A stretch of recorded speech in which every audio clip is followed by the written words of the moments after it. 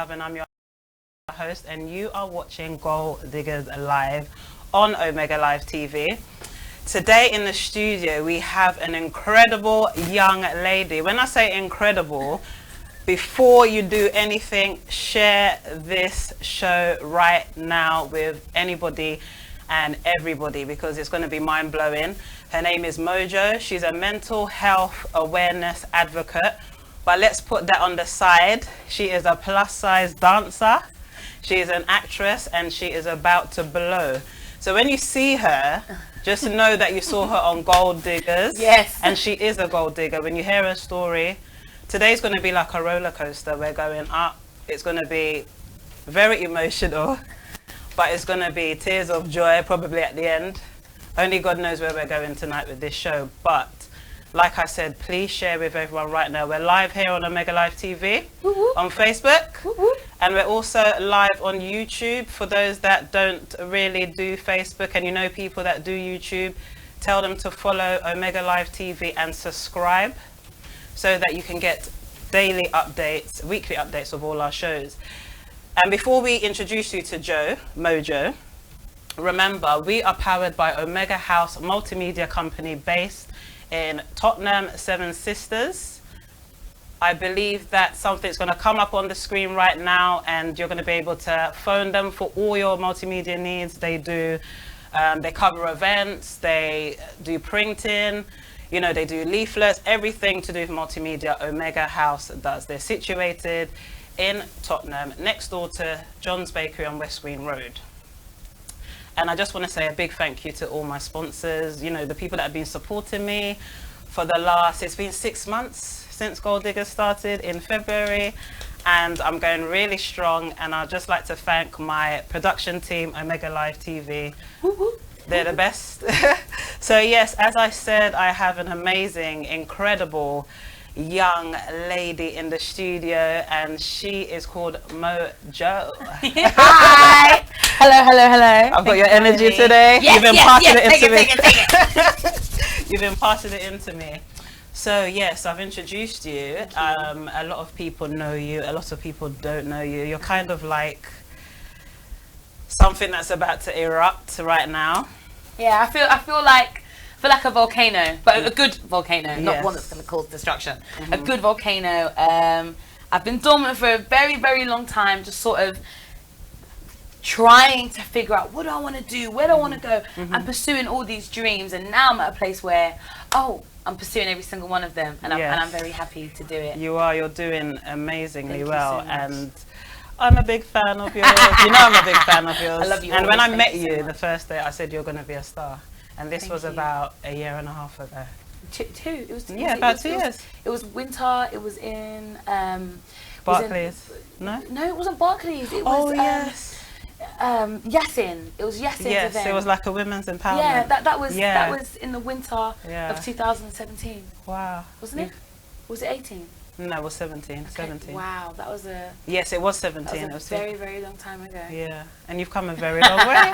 You've seen the growth. I'm happy. Yes, I have seen the growth. So, for those of you watching, we're gonna, take it way back so people understand, the woman you are today, where you've been. It's not been an easy road. It hasn't been an easy road at all. And it's funny because today someone sent me something on WhatsApp about a film. I'm not sure if you're aware of Nollywood actresses, but there's a lady called Genevieve Naji, and she's in a new film. She had this really big film on Netflix called Lionhearts. Yes. Yeah. So she's in a new film. Okay. And it's about Nigerians that came to settle in the UK and gave their children up for.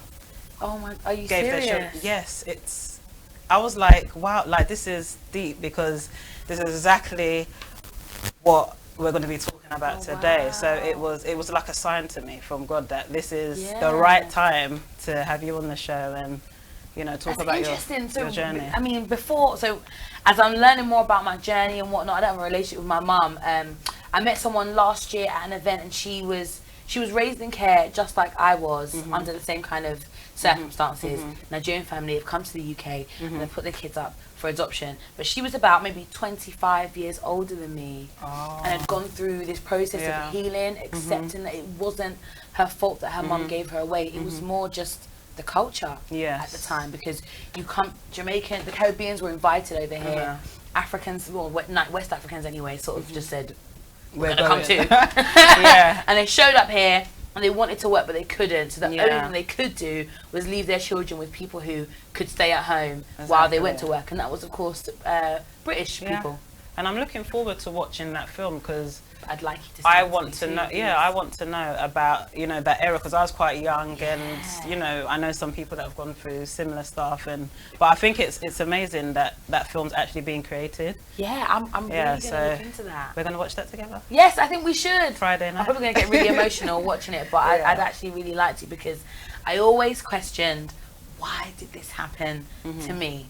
So my mother, my biological mother, came to this country in 1991 and had me having a child. Yes. Gets you stay for a while in England. We're going real deep today. We're going real deep. Don't forget to share right now. Share with everybody and anybody you can, because this is going to be so interesting. And so a real eye-opener. Having a child in the UK is going to help you. It's going to quicken the application process a little. I don't understand it, but that's what was going on at the time. After a month of breastfeeding, I was placed in care down here in London, but not through social services or anything like that. Just a verbal agreement between two people. But the foster carer down here, she was from Nigeria herself. But apparently she wasn't that attentive. My mum didn't like it. So, coming off the back of this culture, this trend that this film is about and whatnot, there were still people in the north of England available offering this service, side hustle, of looking after black, mainly West African children. Little extra. So you came from, you were born in London. In London. Born in London. Stayed in London. Put in care with a really awful lady for about 3 months. In London. A month in London. And after that, so I'm about 3 months old now. My mum's probably at her wit's end trying to find a carer, balancing a job, who knows. And she comes across my foster grandma, who's the love of my life. And we're going to talk about her.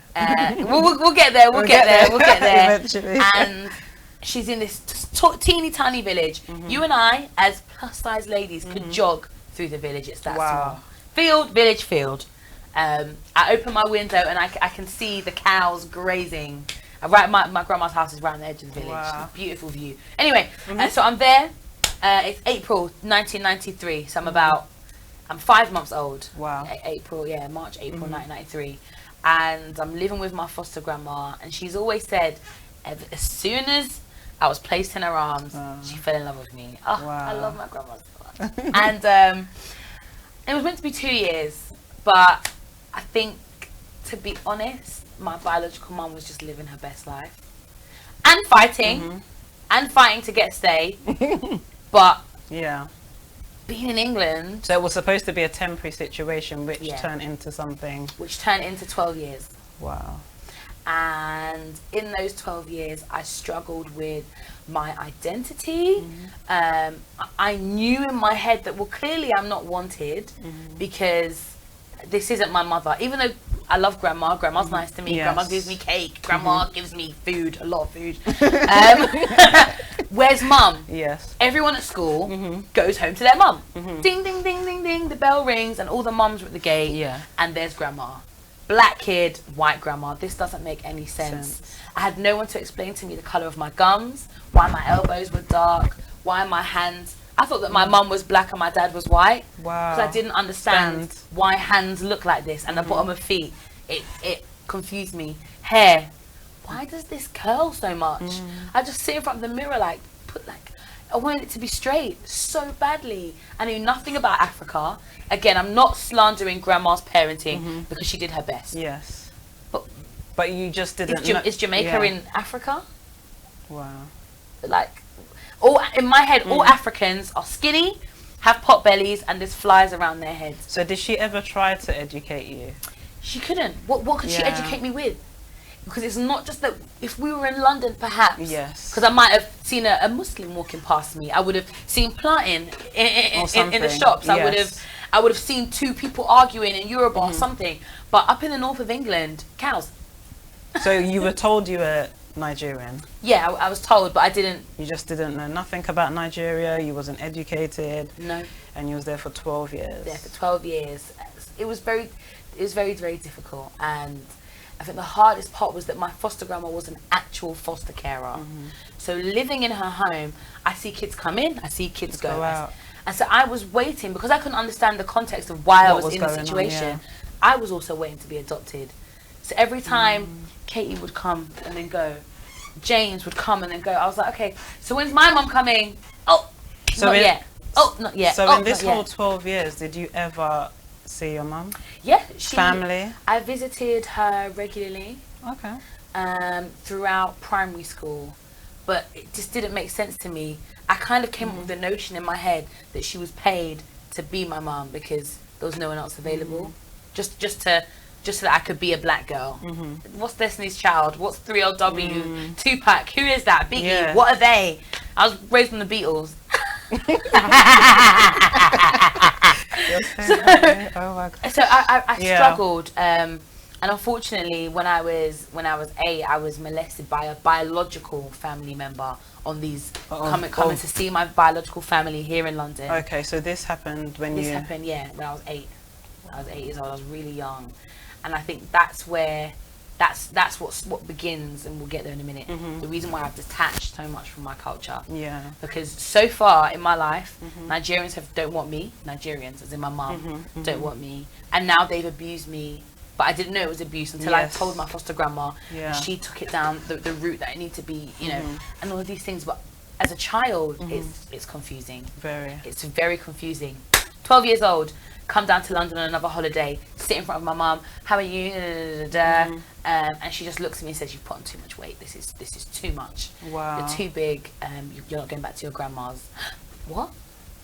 This is new to me. So she's decided when you're 12 that you're gonna come stay in London with her. And and that was it. That was the end of the story. So you never saw your foster mum? That was her plan. But my foster grandma had a different plan, a very, very different one, and she fought for me. Wow. She took my mum to court for custody. Now, some people might say that that's wrong. You know, I'm black. She should be with her family. She should be with her people. But I don't know anything about them. Yeah, and obviously she knew why you were taken away from. Them in the first. Well, not taken away, but she knew why your mum didn't have time for you. It's not the right. They're not the right reasons to be a mother. Yes. You can't have a child and stop parenting halfway through the job. Definitely right? not. Because we need. I'm 26. I still need my mum. You still need your mum. It's just some form of advice, encouragement. You need your parents. You need your parents. So you can't stop parenting or decide to parent when you like, when it's convenient for you. Because I'm constantly growing and changing and developing and whatnot. And at 12, that is too toxic for me to experience. Yes. I'm a child. I don't have resilience. Yeah, it's nice that I can talk all this fancy talk and articulate myself now, but behind the scenes, away from the makeup and the mojo you see on Instagram, there's someone who's still very much healing and needs to be nurtured. Traumatized. Completely traumatized. So I'm 12 years old and I'm learning how to be a black girl. In Peckham? Yeah. So I've gone from country. Yeah, I've gone from countryside. Morning, you alright? Yeah, how you doing? Early bird catches the worm and all that stuff. To Peckham. Again, 12 years old, it's too much of a culture shock for me anyway. I'm a very sensitive soul. Huge culture shock. I'm left-handed. Okay. So if my mum asks me to pass her something, whoa! Why? I'm left-handed. I just wanted to give you the remote control. I don't know your traditions. If you taught them to me, I'd respect them. But to enforce them on me, I'm going to reject them. Yes. It's basic psychology. So I really struggled to adopt this Nigerian culture that was being forced on me that I didn't want. And my foster grandma fought for me at court. She almost won the case, but unfortunately, is it unfortunate because of where I am now? I don't know, but it was decided, maybe perhaps this was all preordained, and I just followed the journey. But I stayed in London, perhaps because there was lots of force. I was being taken out So from the age of 12 to what age was this? The court case, or just living with my mum? Living with your mum. It's from 12 to 15. Okay, so when you got to 15, was it a case of I've had enough, I want to leave? Or No, when I was happened? 15, my mum went to Nigeria on holiday. Yeah, I was 15, she went to Nigeria on holiday for 9 months. Wow. In that time, she had an accident, she lost her phone, but I didn't get a phone call, I didn't get... So where was you when she... I was living in the family home. My brothers had moved out. Okay. We had a very poor and abusive relationship. It wasn't. They weren't healthy anyway. But mum had gone, and I didn't know what was going on. No one was really paying the rent. So bailiffs. I'm 16 now. I don't know what bailiffs are. Bailiffs are coming. Council tax ladies trying to talk to me, and I'm just like, ugh, I don't know what to do. So you was basically left. Yeah. In a council flat. Yeah. And your mum just took off. Yeah. Wow. It's really it's hard because Yeah. I just wanted to be parented. Yeah. I wanted to be taught how to cook, how to be a woman, makeup, hair. All that stuff. Something she never did. She never did my hair for me. She paid for me to go to the hair salon every now and then. But you just never, that bond never happened. Wow. It was really difficult. Can you imagine?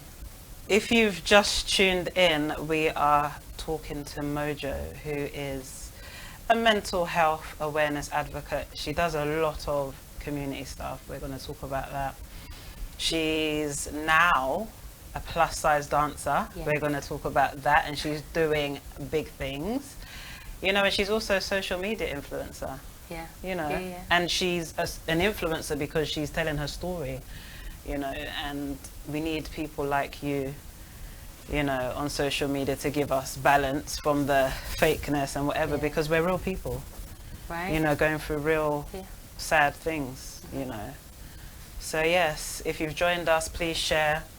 As I said before, this is going to be quite emotional, but Mojo's come down and she's willing to, you know, tell us about her experience of being in care and, you know, being left alone, being abandoned basically. But it's kind of been a blessing in disguise because, like I said, she's about to blow. And I'm so happy she's on Gold Diggers because she's a perfect example of a gold digger. And just to remind you guys at home what a gold digger is, it's, you know, someone who is successful pursuing their goals, achieving their goals, but still digging because they feel like they can do better in life. And you know, that's what you are. You are a gold digger. And this show's also about bringing to light people that are doing great things in their communities, professions and various societies, and you're doing a great thing in your community. And it doesn't matter how big the community is. The community can just be 5 people, 2 people, 10 people, thousands of people, whatever, but you are definitely doing... I'm trying. And you're just, you're like a bunch of flowers, you know, you just... Thank you. Wherever you go, you just bring this aroma and this, you've definitely livened me up today. Oh, I'm so happy. Do you know, when you talked about gold diggers, you just reminded me about, well, getting to where I am now. Yeah. So moving away from all of the trauma and there's so much more that we could go through. Yes. What brought me to where I am now was going through severe depression in 2017. I lost my flat, I lost my job, and I lost my mind. And in that, having nothing, being at home every day, doing nothing, abusing drugs and drinking and all that stuff, and just thinking, I'm at rock bottom. There is nowhere else for me to go but up.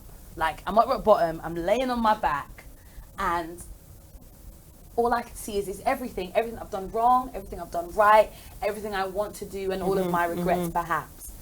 But I decided to focus on what it is that I want to do, what I want to achieve, what I truly believe I was placed on this earth for, and I just said, I'm not going to stop until I get it. I don't know how, who, what, where, why, or when, but I'm just going to do it. Yeah. And I'm not going to stop. And, okay, I'm going to learn. Oh, there's a social media class here. Okay, there's a networking event here. Okay, I know this person, there's connections there. What can I do? How? I don't know. It's going to come together. I've got a picture. I've got all the pieces. Now, one piece of the puzzle. 2 pieces. Okay, this piece goes here.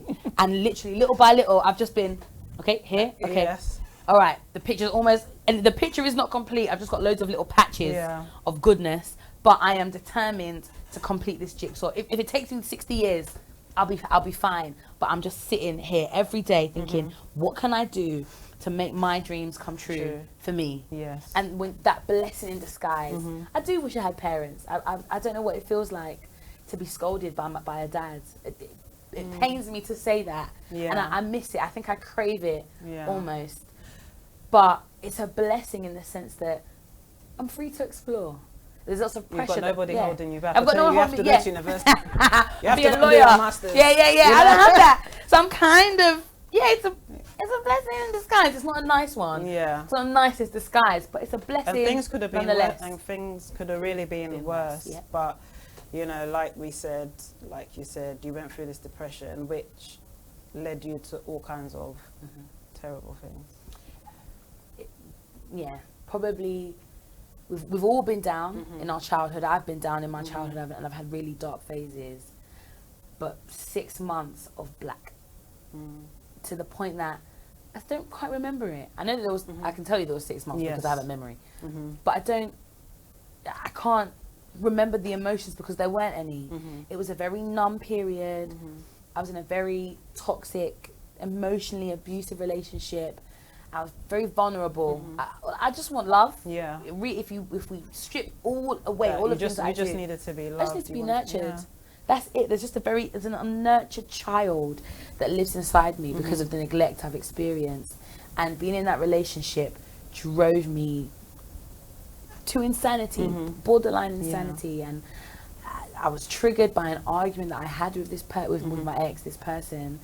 And I attempted suicide, and I was going to ask you about that and the self-harming. Yeah, I didn't want to be here anymore. I couldn't bear it. I couldn't face it. I couldn't face living life this way. But something that's more important than about the act, and something that I really want people to listen to and understand, that I figured out in therapy. Well, my therapist kind of broke down for me, is that this act of suicide sometimes isn't necessarily dying by suicide. It's sacrificing yourself for a number of reasons, and I'm sure a lot of us can relate on that. Sometimes when wanting to commit suicide, die by suicide, when choosing to die by suicide, it's because you want to prove a point to someone, somebody, the pain they've caused you. Yes. Because in that moment, I'd said goodbye to as many people as I could. I'd written letters to those who I couldn't verbally speak to. But the person who hurt me the most, my partner at the time, I didn't want to communicate anything to them because I wanted them to feel how badly you've hurt me, which therefore means that I didn't see my life as worth anything because I would throw it away just to prove a point to that person. And we really need to undo that mindset, which is why I always say that life is valuable. It has to be valued. Even at your lowest point, it is to be valued. And I'm so grateful that I valued myself enough that although I had begun in the act of suicide, I think that's the right language to use, I valued myself enough to say, no. Can't do this. If I'm going to live, I'm going to have to live all the way. Otherwise, I don't want to be here. So I took myself to the hospital. I engaged in the mental health services. I didn't stick to it. End of 2017 was a little bit sticky. It was a little bit tough. 2018, I started to say, okay, I'm achieving my potential. So was you on any, when you were going through depression, was you on any medication? Yes, I took, I was on 20 milligrams of citalopram that I took daily. And what did that do to you? My experience of it, I can't, cause for some people, medication does help. It does take off the edge of a few things, but for me, I flatlined. Just made you numb. Yeah, I could go out to a party and have a great time and it wouldn't really bother me. I could go out to a party and it'd be awful. It wouldn't really bother me. So when did you decide to stop taking the medication? When did you decide that, I need to take myself out of the mental health? After about 5 months. No, Because sometimes we see people with After about mental 3 health months. issues, and my personal, view is that sometimes the medication doesn't help and it worsens the situation. it does. And then when you become dependent on it, and then you dependent on the situation, then it's like, I think medication is best prescribed with something else. So going through psychotherapy, I decided to and go. what is psychotherapy for the viewers So that are watching? psychodynamic or psychoanalytic psychotherapy is a type of therapy that connects your childhood traumas and whatnot to your behavior today, and sort of pulls it apart and rearranges it so that it doesn't become trauma. It changes it into a bit of a lesson. Okay. That's really just breaking it down into layman's terms, because what we're doing is I go to my therapist and let's say I want to have a moan about Eva who did something bad to me the other day and blah blah blah blah, yeah, so I'm so upset. The focus of our conversation wouldn't be on what happened between you and this altercation. Okay. It should say something like, oh, it's because what you did reminded you of what your mother did. Okay. It's connecting the behavior that I have now to the trauma that stopped my development going a certain way. Okay. As children, Maslow's hierarchy of needs. Yes. I wish I could get a triangle right now, but Maslow's hierarchy of needs. She's She's educating us, guys. She's educating. I don't know. In terms of childhood development, I do not have the professional Yes. experience to talk on that. But Maslow's hierarchy of needs, for us to achieve self-actualization, which is right at the top, we need to have our physiological needs covered: food, water, shelter, food, water, and warmth, and shelter. Then we've got safety, love and belonging, self-esteem, and self-actualization. We need it to go in that order. The homeless people, they barely have that, so they're not going to be able to achieve their potential. That's why they're not getting jobs. That's why they're homeless, because they don't even have their physiological needs covered. So the same thing with a child. A child needs to develop in a certain way for that child to be able to live a healthy, normal life. That was taken away from me through the trauma. So I've developed the children that lie. They're not bad children, they're your children. Don't forget, if your child's lying to you, it's your child. You taught them that. But bad children, children that lie aren't bad children. There's something that's happened in their development that's taught them to lie, and it could be anxiety, it could be fear. If a child complains of having a stomach ache, but they've not eaten anything, it's probably anxiety, and you need to address that.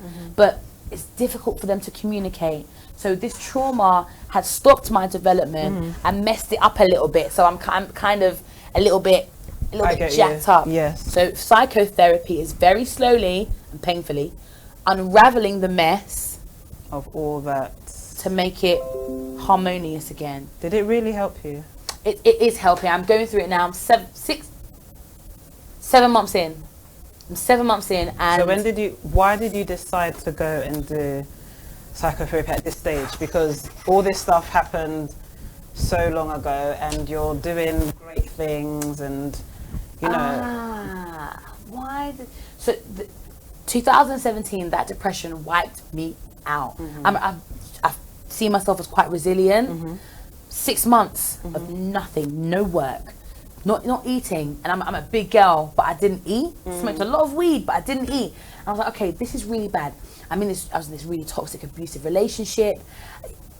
I was self-harming in the relationship and hiding it from them and trying to tell them about it, but they didn't care. I was like, oh, okay. And then in 2018, I was off work again for 2 months. I'd quit a job, off work for 2 months. Yeah. And I was smoking again, smoking weed. And I said, you don't have any money. You're struggling to pay rent or to buy food or to go out, to get clothes. But you've bought weed. I think you have a problem. So I stopped smoking. But it's good that you can tell yourself these things. Because some people can't. Yeah. Mojo, some people can't. So the fact that your inner spirit always said to you, okay, you're trying to kill yourself, don't try that. You're trying to cut yourself. Yeah. You're trying to get attention, don't do that. Okay, you're walking down the street smoking weed, and you've advised yourself that what I'm doing is... Because my drama teacher, Miss Palmer, always taught me that the truth is absolute, and it stuck with me. You can't fight the truth, nor fix it, or hide it, or rub it out, or anything. The truth is the truth. So in my head, I'm like, oh, so there's it's too much effort to deny something, basically. It's too much effort for me to live in denial. To lie, because if I lie to you, I have to then lie on camera, then I have to lie to these guys, then I have to remember the lie to tell my best friend when she calls me later on. I'm too lazy. I'm too lazy. Mentally lazy, to live in denial. So lived in the truth. Said, okay, smoking, we've got a problem. Got to change it. NHS said we can refer you, but you need to cut down on the weed. I was like, well, I need to heal now. I need to heal. I need to heal. I can't take the pain anymore. I need to heal. There's no rescuer coming. There's no savior coming for me.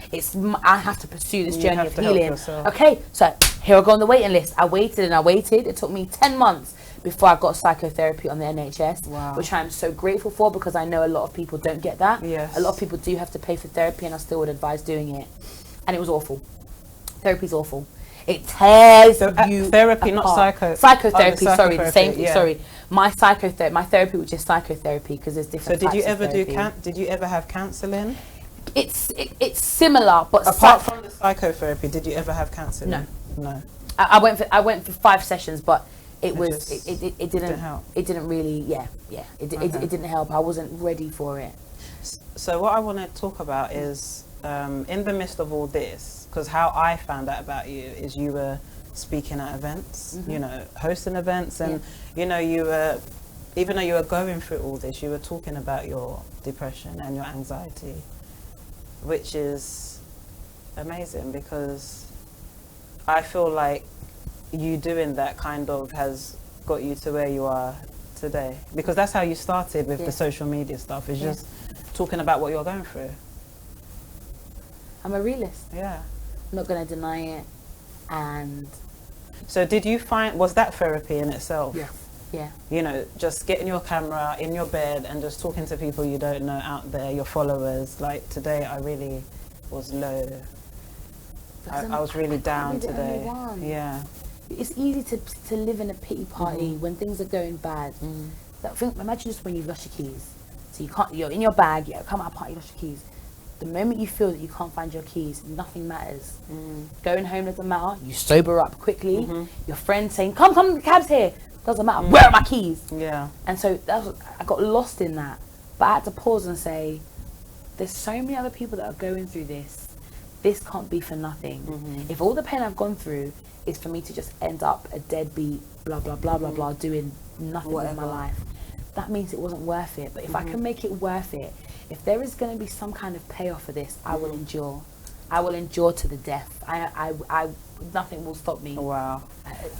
I have to. I can't fail. I can't. I will, but I can't give up. I refuse to admit defeat. No, with a crutch, half a leg, half an arm, I will get to the finish line. You're gonna get there. I will get there. Wow. If you've joined us, we've been talking to Mojo, who is a mental health advocate, and I feel like I just want to say she's a superstar, because that's what she is. She's an amazing young lady who is about to just become a superstar, literally.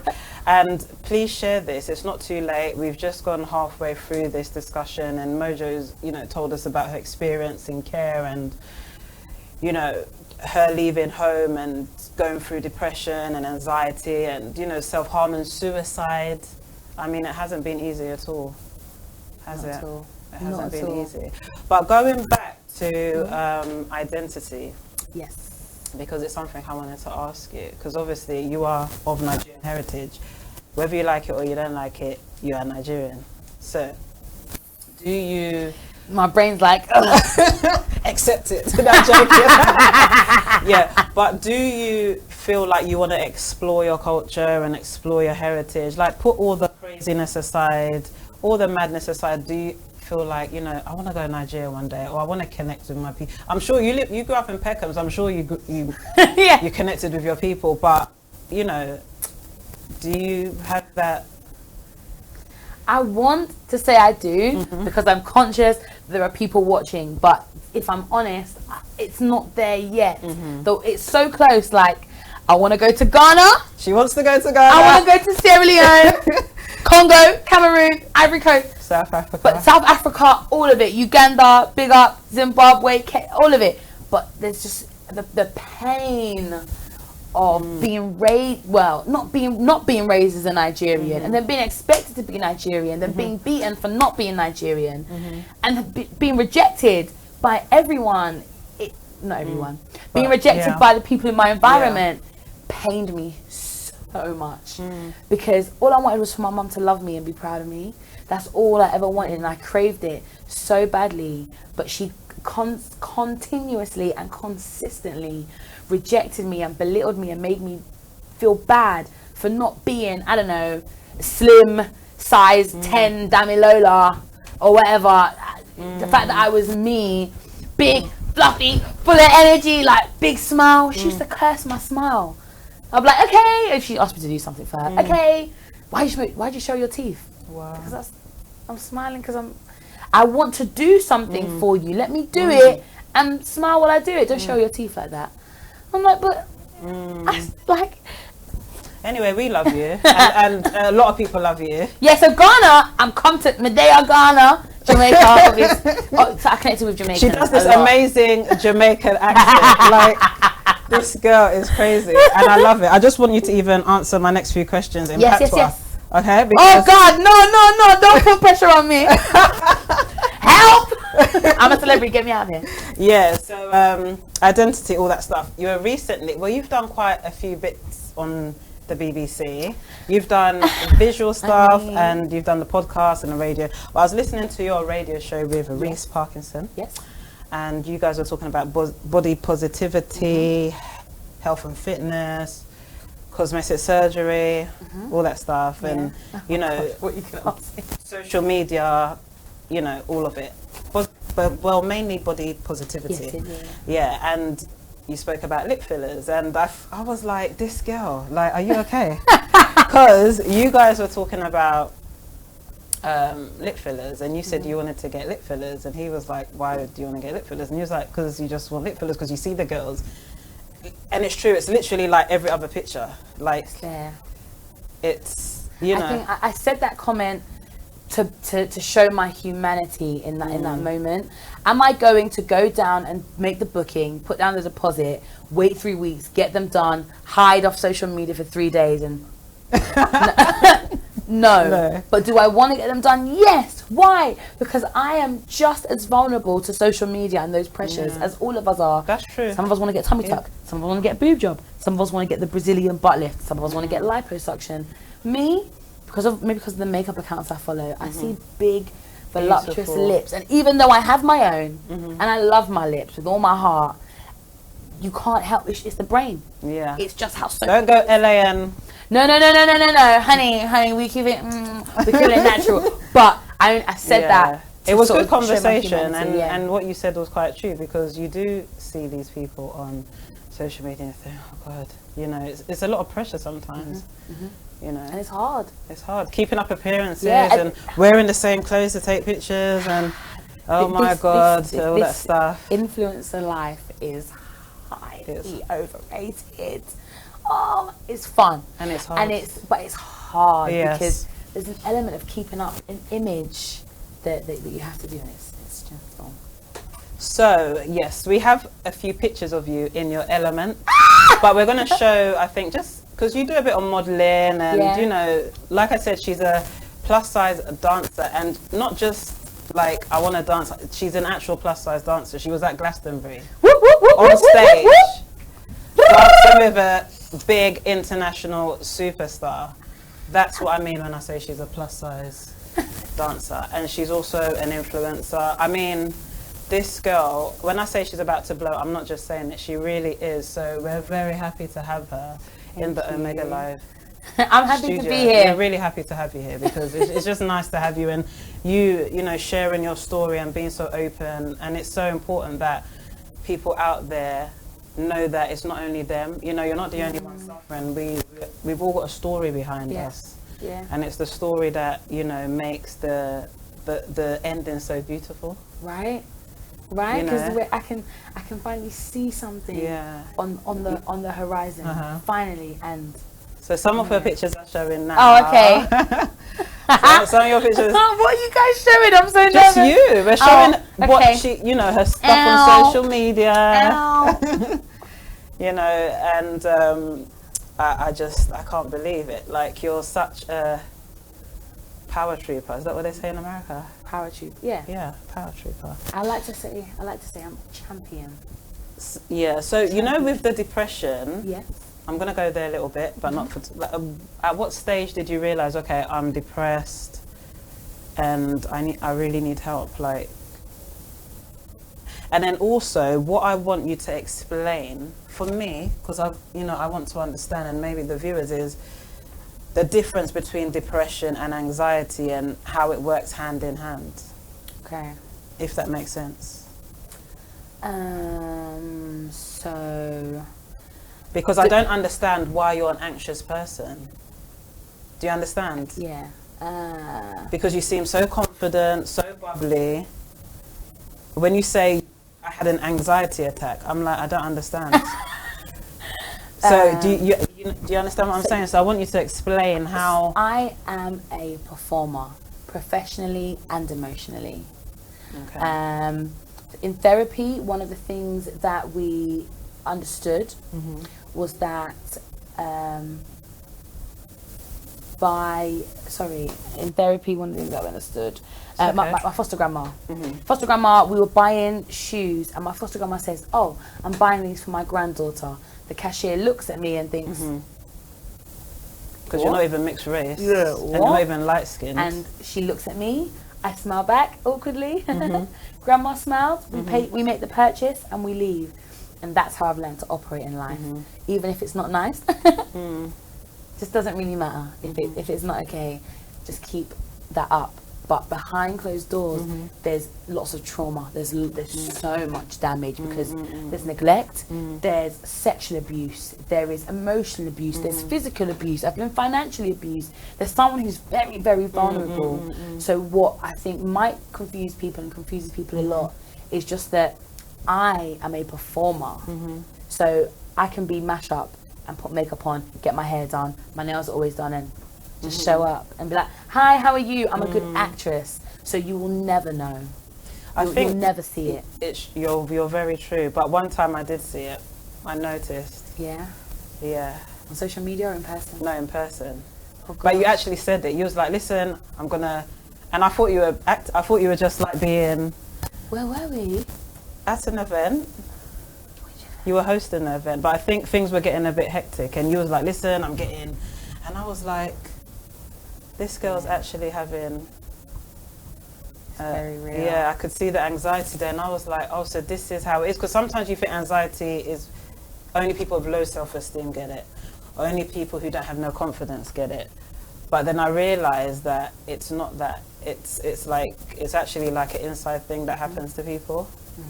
It's all of it is internal. So if we look at depression like pneumonia or some sort of respiratory issue that's eventually gonna kill you, you have triggers like a cold, a runny nose, or symptoms and whatnot.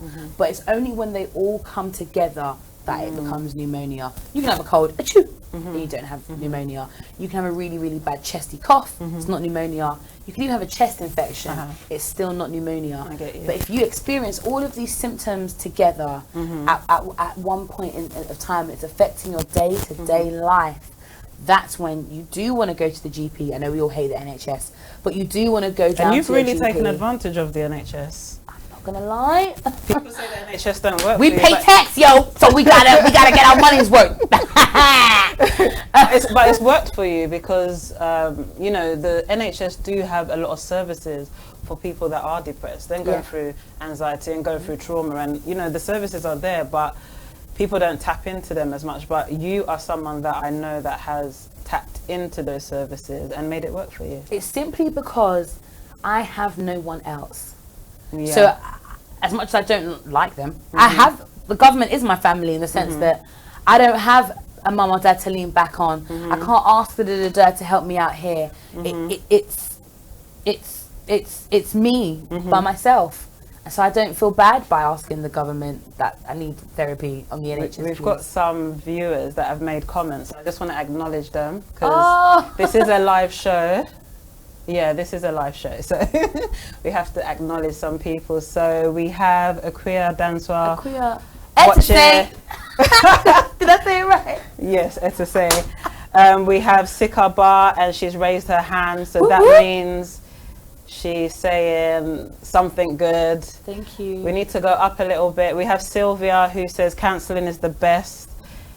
I've trained and went through counselling myself, so I really identify with the attachment and trauma issues that can be affected via Maslow's hierarchy of needs. Yeah. We have Daniel from Ghana watching. He says, wow, Ghana! That's crazy. He loves Ghanaians. Across the world. We have Sylvia Hoga that has joined us. We have Mami Abrefi. I mean, people are watching, and you're obviously making a big impact. We have Edward Sarpon who said depression, anxiety, trauma, and can you finish that off for us, because we don't know what you're trying to say. But yeah, we've got Mojo in the studio, who is a mental health advocate, mental health awareness advocate. She's also a plus size model, a dancer. She's becoming a brand influencer, and all this is happening because she just decided to share her story. So when did you decide that you wanted to go into advocacy? Because you've done quite a lot of things. I mean, we've spoken about so much other stuff, but we haven't really gone into that in terms of, speaking at events. I think I watched a few of some stuff you had on Instagram. Like, you've done quite a lot. You've actually put a lot of energy into speaking at events, attending events, and you really get involved. When it comes to mental health, I see that you're extremely passionate. Because it would be selfish. I don't know what else to say. It would be selfish to just heal by myself and be happy. Because if I've gone through depression and I feel a certain way, and I listen to the stories of just my friends alone, the people that are around me in my circles, if they've gone through stuff and I can't handle what you've been through, then all of us. But none of us are speaking. But I will speak. So I will be an advocate. I will intercede for you, if you will. I will be your voice. I will be your champion, and I will grow my platform as much as I can, so I can have the whole world looking at me, so that I can say, look at your neighbor. If you think my story is powerful and inspiring, knock on your neighbor's door and listen to her story about how she overcame an abusive husband, looked after 3 children, sent her money home back to Ghana, back to Jamaica, worked 17 different jobs, and smiles at you every morning when she's putting her kids in the car. Because you can't, do you know what I mean? Because I can't do that. And if we just have compassion for our neighbors together as a society, I believe we could advocate for each other for change. If it's just me one, they might not listen to me because of numbers, because of Instagram. It's not enough. But as a voice, as a people, the poor, the marginalized, the stressed out, if we would just have compassion for one another rather than fighting for each other for the crumbs they hand us from the table, we will be able to make change. So that's ultimately why I do what I do. We make change together, or we don't do it at all. And what's so amazing about you is that people can relate to you from all ages. Hopefully. They do. I know they do. Like the older ones and, the millennials. It's like you're serving various communities, and it's so lovely to watch. I think that's the beauty of being raised differently. Because grandma has given me tradition and values from the north. And do you feel like if you was raised in that African home, you'd be like this? And you're confident, don't think so. Outgoing, you're an actress. Do you think like these gifts would have been birthed if you was, in the African home with the mum or the I don't think that the creativity would have been as nurtured. I would have felt that close attachment to my mother, which would have made me... Quickly want to acknowledge Iris Tego, who's watching you from Iris. Ghana. I think you got some fans in Ghana. I wanna come to Ghana. Come on. I want some. Give me some watch here. Ghanaian jollof rice is the baddest. Honestly. Do you have jollof rice at home? I'll make you some. Okay, all right, lovely. She said that on camera, so I'll make her some. I'll be back in the studio. I definitely will. If you don't make it next. So the mental health advocacy stuff that you're doing, I mean, So, yeah, that's what's the plans with that long term? The plan? Because I know that's your first passion, and you're not going to give it up, no matter how famous you get. Never. Probably. Oh gosh. Ultimately what I want to do is set up a kind of service where we intervene in schools, supporting the parent, the pupil and the teacher to work on the child's development, because I feel like that's where things become most crucial. Mum no longer has influence, but if the parenting hasn't been great, then they may struggle there. Teachers don't connect with children because it's not their job, and pupils are unfortunately victims of their environment, products of their environment. If we can make that environment harmonious, more children will have the chance to succeed. So that's the mental health advocacy work. Yes. So recently you've embarked on dancing. I have. How did that happen? By accident. I went to a dance class last year, got invited down to the Curve Catwalk, absolutely loved it, and then I realised I love dancing. I go to the club and I'm always the one to get ready to do something. So I was like, oh, I can train. Yeah. I can get better. It improves my fitness. It's good for my mental health. It makes me feel sexy and confident. Yes. So I started going to classes. Then I went to another class. Then I went to another class. Then I got booked. And then I was on stage. And then I was at Glastonbury. And it always happened so quickly. So how did Glastonbury happen? We're going to show a video of this girl in action with her groupies, her fellow dancers, her fellow dance mates. They got booked to dance for Lizzo Beating at Glastonbury. And the video is now playing, I believe. And oh that my gosh. was... It was amazing. When I watched it, I was like, oh my god. I can't get over it. I got a message on my Instagram. Hey, how are you? I've got an opportunity for you. Wow. It's Lizzo at Glastonbury. Would you be interested? Give me a call. Hello. He said, yeah, I'm a choreographer. Lizzo's choreographer. What we did at Glastonbury is part of her set. So that's probably what she'll do when she tours. Okay. They can do it in America because big girls twerk all over the gap in America. But in the UK, not so much. So they weren't too sure as to whether or not they'd find dancers. Okay. And they were looking for plus size. Looking for plus size people, women in that they had in mind. They were recommended to my page by Enam. And do you know Enam Asiyama?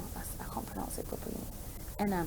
And we'll show you our picture later. Yes, you'll show me later. But she recommended me. I said yes. I got the deal. I called Trina from the Curve Catwalk. I said, sis, we're doing this. Wow. Drop your plans and immediately. We're going to Glastonbury. Do you understand me? Got ready. I actually left my shorts at home. I want to make that very clear to the viewers. I was meant to wear shorts, but I left them at home, so I ended up on stage in a thong. And I was like, okay. Yeah, I think everyone was a bit like, oh, okay. And I just said, go stand next to her. I'm making this opportunity happen. Just before we got on stage, I got anxious. I started to squeeze Trina's hand. I was like, I can't do this. She said, girl, we practiced for this. You are made for this. We're doing this. And I just stopped and said, this isn't for me. I'm living my dream, and I've been living my dream. This is for the people at home, the women that don't feel represented, the women that feel like they've been forgotten about, the women that feel like, the women that might twerk at home in the mirror, but are too afraid to do it outside because they might get ridiculed. This is who I'm doing it for. Wow. So as soon as they said, go, go, go, go, go, I just said, go to the middle and... And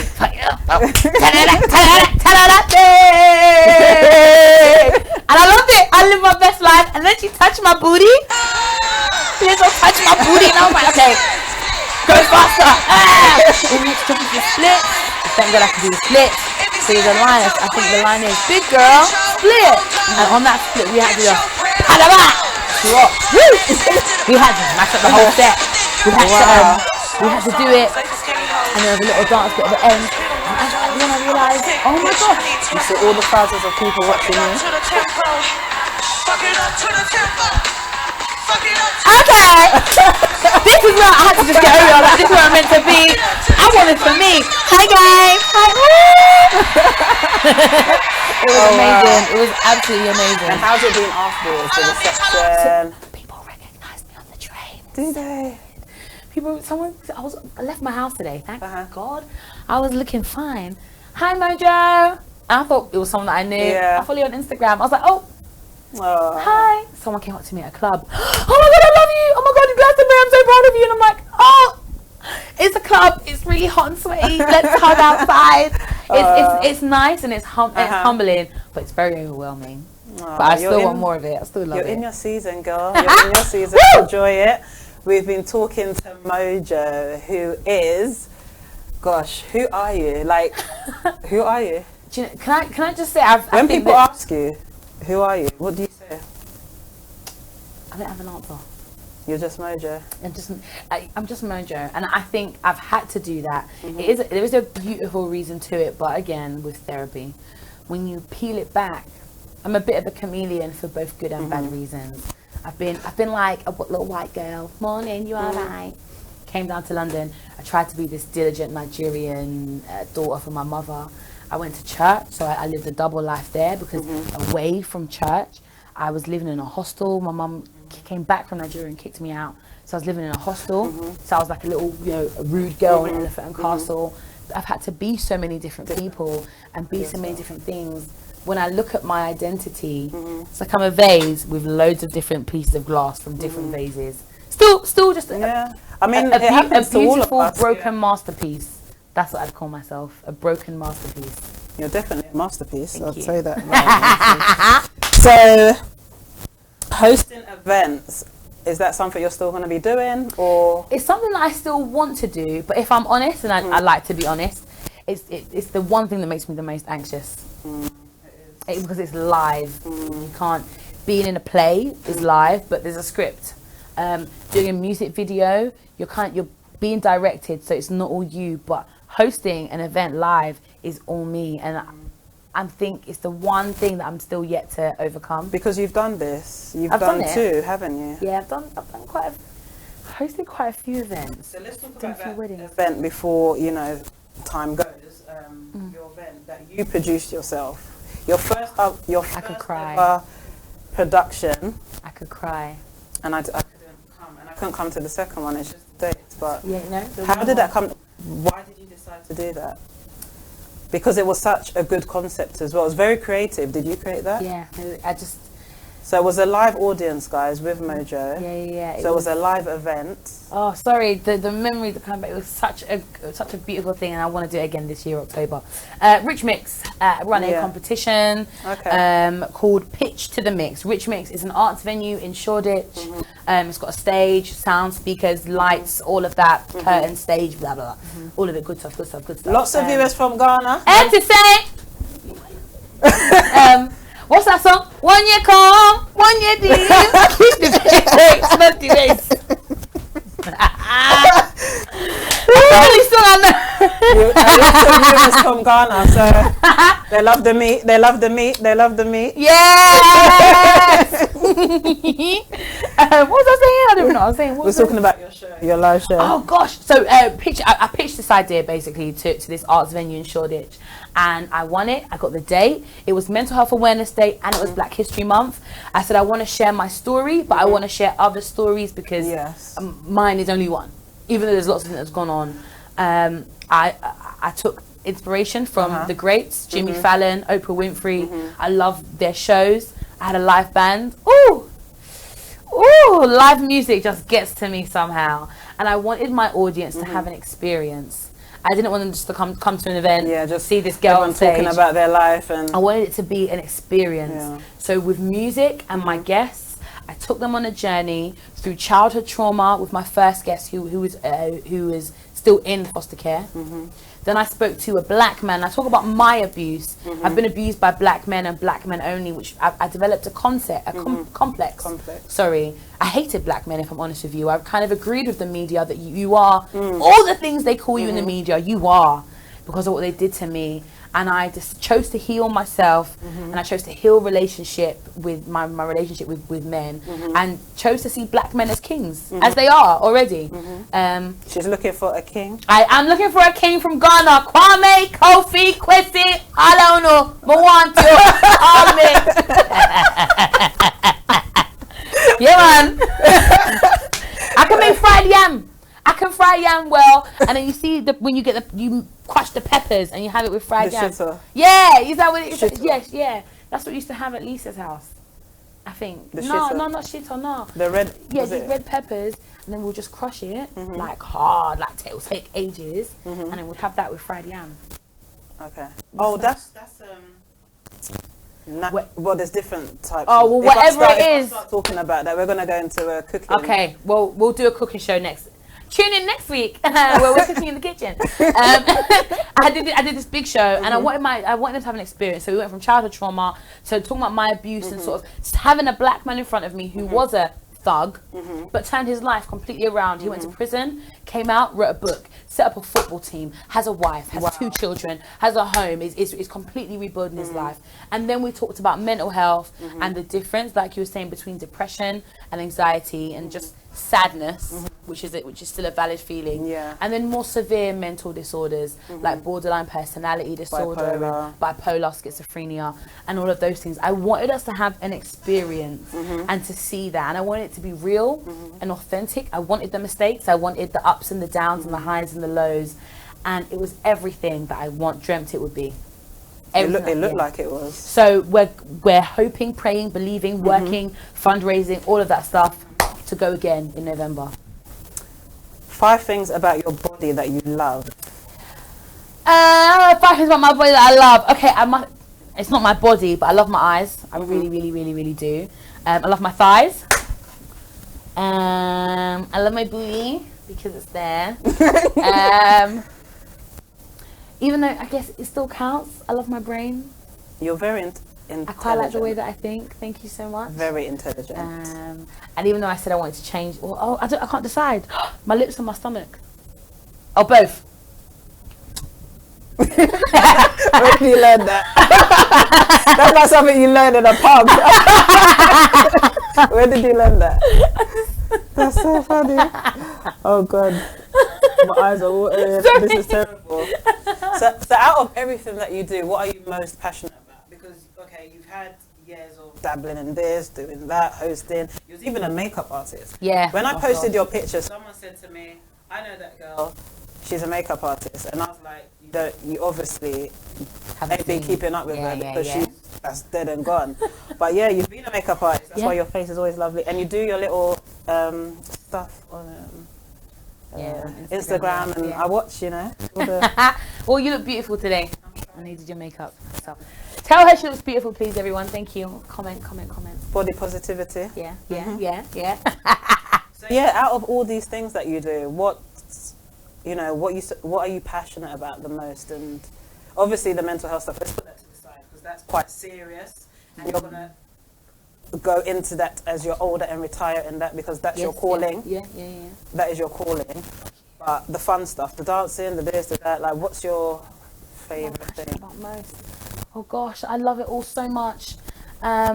Because what I've noticed, you don't really, obviously you're plus size and you're a plus size dancer and all that, but you haven't tapped into that, I guess what everyone's trying to tap into, the plus size brand influence and kind of stuff, which is good because they will come for you anyway. Yeah. Because you're representing plus size women. But you're not forcing it, which I like. You're just being you. I'm most passionate about existing. That's all that's coming to my head. I don't believe in fighting to exist. I've fought enough. I exist. That's it. So when people ask, "Oh, what do you identify as?" Identity. I'm Mojo. That's it. That's the identity. Sometimes when we're desperate to be part of something or desperate to be accepted, we find ourselves in communities where we may or may not really belong, but we're there anyway. And you're selling yourself short of true happiness, because I settled for a relationship, not with God, but I settled for a relationship with a toxic relationship with a church because I wanted something more. So I didn't go out there and seek God for myself. I just sought love and belonging, and that isn't true. It was fake on both parts, because then I was giving something that was fake. So I was being given something that was real. It was real from the church. The people that went there, I strongly believe that they were telling me the truth with their love, but it wasn't real because what they were giving to you was fake itself. That isn't true. So it's more important to me to teach people how to exist as you are and search for what truly suits you, rather than just being part of something because you just want to be accepted or you just want to be different. You want to be different, but you're afraid to be different, so you just become part of a different community. Again, it's toxic, and it's not gonna bring you fulfillment.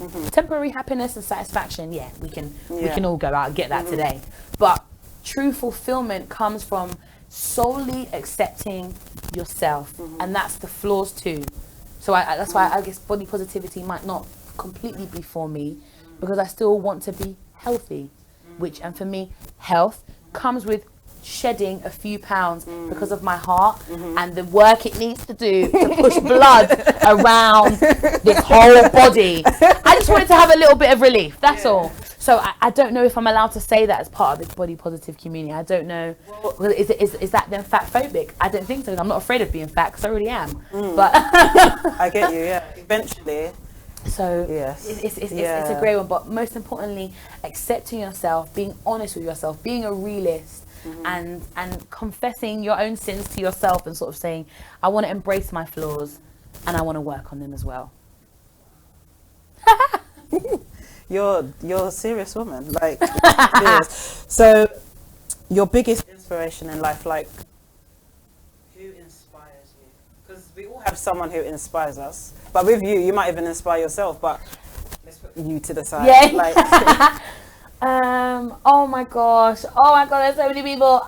Okay, name a few. Oh gosh, it's gonna have to be the people who love me most.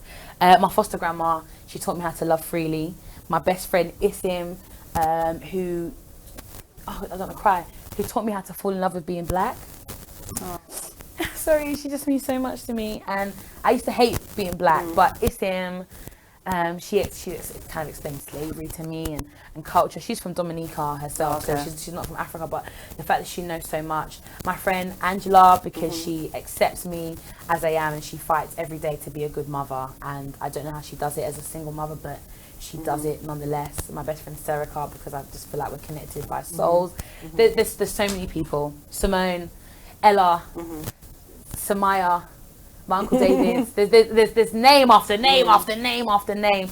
But ultimately, I really do look back at my own journey and take strength from all that I've overcome. It's been lovely having you here, and I'm sure the viewers have enjoyed, having you here. I wish I could have you here as my co-host. I mean, there's me, honey.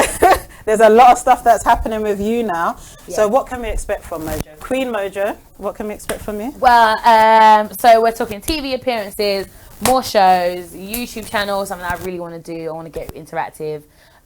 Do my own events, body confidence workshops, makeup masterclasses. The list goes on. I'm releasing t-shirts at the end of the year, which I'm really looking for. Crop tops. That I'm really looking forward to. Fashion as well. Yeah. Well. Yeah.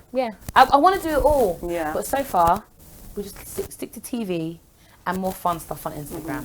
That's where we're focusing on, and everything else that comes with it. And you're taking this professional. Yes. Completely. Yeah. That's a little secret, but yes, we are. Yeah. So we've been talking to Mojo, and if you've been watching, you can see how amazing she is, how open she is, and she's a perfect example of someone who's living her best life, and she definitely inspires me. That's why I had to bring her here, so she can inspire you. So Mojo, yes, thank you. We've so done much. it. Yay! On the show. We did it! Hey! I'm so happy that you've come on the show. And guys, we're here next week. We have a lovely young gentleman who's a producer in the studio. I can't wait to have him, actually. Yeah, so until next week, guys. See ya.